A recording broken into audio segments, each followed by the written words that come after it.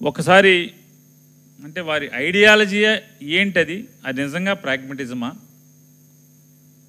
కులం అనే దాని గురించి పెద్దల పవన్ కళ్యాణ్ గారు ప్రభుత్వాన్ని నడుపుతున్న ఆంధ్రప్రదేశ్ రాష్ట్రంలో ప్రభుత్వాన్ని నడుపుతున్నటువంటి వారు ఏం చెప్తున్నారో, వారి ఐడియాలజీ ఏంటి, కులం అనే దాని గురించి ఒకసారి చూడండి.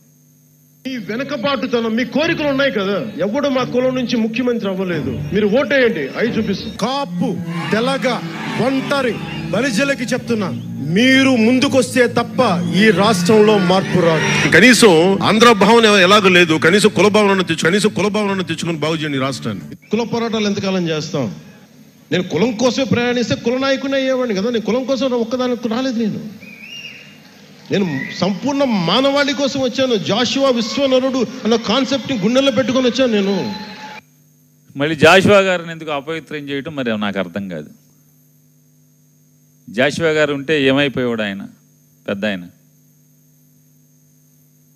జాషువా గారికిను అసలు ఈయన మాటలకి, ఈయన ఐడియాలజీకి, కుల ప్రస్తావన గురించి, అంటే అవసరం ఉంటే వారి కులవాదన ఎలా ఉంటుంది, అవసరం తీరిన తర్వాత కులవాదన ఎలా ఉంటుంది, ఇది ఏ రకమైన ఐడియాలజీనో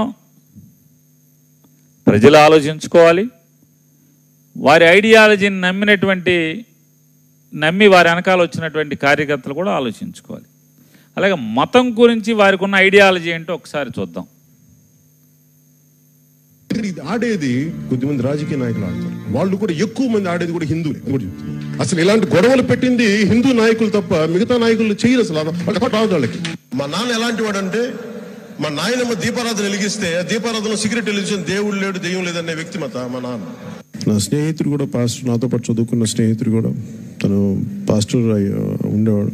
సో తను కూడా నన్ను ఒకరోజు నన్ను బ్యాప్టైజ్ చేశాడు. నిజంగా మన ఈ మధ్యన గోమాంసం గురించి లేదంటే బీఫ్ గురించి ఇంత గొడవ జరుగుతూ ఉంటే నాకు అనిపించింది, స్వామి వివేకానంద ఒక మాట చెప్పారు చిన్నప్పుడు. ఇప్పుడు మా నాన్న చెప్పిన మాటలు ఇవి.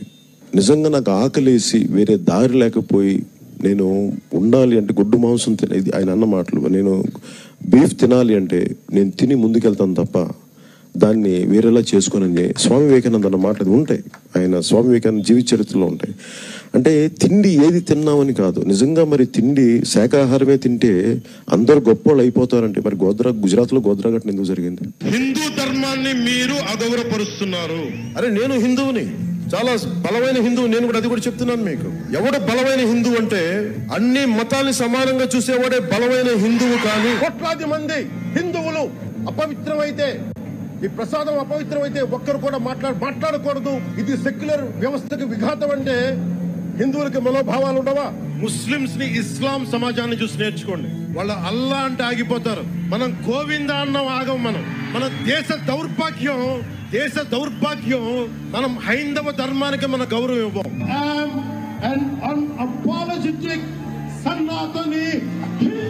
అన్ని ప్రాంతాలని, మతాలని గౌరవిస్తాం, కానీ తప్పులు జరుగుతున్నప్పుడు సరిదిద్దుతాం. ఈ ఆలోచనతో వచ్చాను. సరే, వాళ్ళ మతం లేదంటున్నారు. రేపేమంటారో భగవంతుడికి తెలియాలంటే మరి భగవంతుడికి కూడా అర్థం కాని పరిస్థితి, భగవంతుడు కూడా పసికట్టలేని పరిస్థితి. ఇక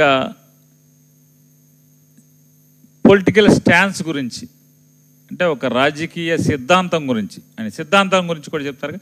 ఆయన రాజకీయ సిద్ధాంతం ఎట్లా ఉంటుందో ఒకసారి చూద్దాం.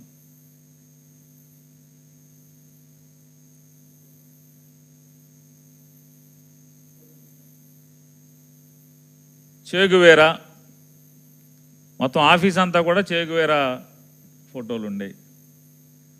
ఆ తర్వాత మాయావతి గారితో ప్రయాణం, కమ్యూనిస్టులతో ప్రయాణం, మోడీ గారితో ప్రయాణం, ఇప్పుడు మామూలు కాషాయ బట్టలతో ప్రయాణం, ఇవాళ మళ్ళీ తెలుగుదేశంతో ప్రయాణం. అంటే రకరకాల